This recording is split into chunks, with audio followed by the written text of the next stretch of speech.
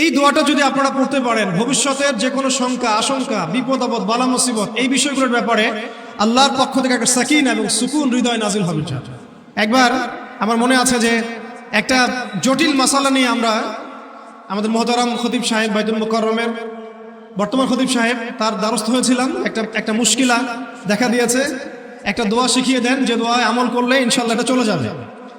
তা আমাকে তিনি পার্সোনালি বলেছিলেন যে এই দোয়াটা যেটা আমি এখন শিখিয়ে দিচ্ছি আপনাকে, এই দোয়াটা জিবরাইল আলাইহিস সালাম রাসূলুল্লাহ সাল্লাল্লাহু আলাইহি ওয়াসাল্লামকে শিখিয়ে দিয়েছিলেন, এবং রাসূলুল্লাহ সাল্লাল্লাহু আলাইহি ওয়াসাল্লাম এই দোয়াটা খালিদ বিন ওয়ালিদ রাদিয়াল্লাহু আনহুকে শিখিয়ে দিয়েছিলেন। তো শোনার এবং শেখার খুব আগ্রহ ছিল, তা আমি লিখে নিচ্ছিলাম এবং নোট করছিলাম।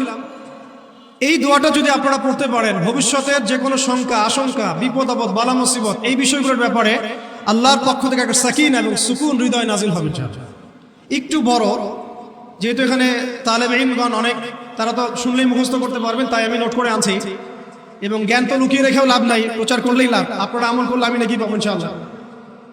তো এই দোয়াটা হচ্ছে আউযু বিকালিমাতিল্লাহি তাম্মাতিল্লাতি লা ইউজাবিজুহুন্না বাররুন ওয়ালা ফাজির মিন শাররি মা খালাকা ওয়া যারআ ওয়া বারআ ওয়া মিন শাররি মা ইয়ানজিলু মিনাস সামাই ওয়া মা ইয়া'রুজু ফিহা ওয়া মিন শাররি মা যারআ ফিল আরদি ওয়া মা ইয়াখরুজু মিনহা ওয়া মিন শাররি ফিতানিল লাইলি ওয়ান নাহার ওয়া মিন শাররি তাওয়ারিকিল লাইল ইল্লা তাওয়ারিকান ইয়াতরুকু বিখাইরিন ইয়া রাহমান।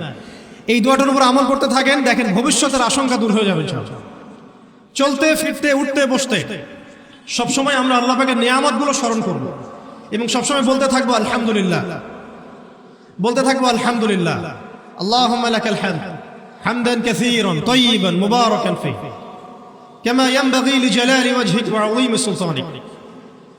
আল্লাহ পাকের শুকরিয়া যে যত বেশি আদায় করবে, আল্লাহ পাক বলেছেন লা ইন শাকারতুম লা আযীদান্নাকুম, তোমরা আমার শুকরিয়া আদায় করো, আমি তোমাদের প্রতি আমার নিয়ামতকে বাড়াই দিব।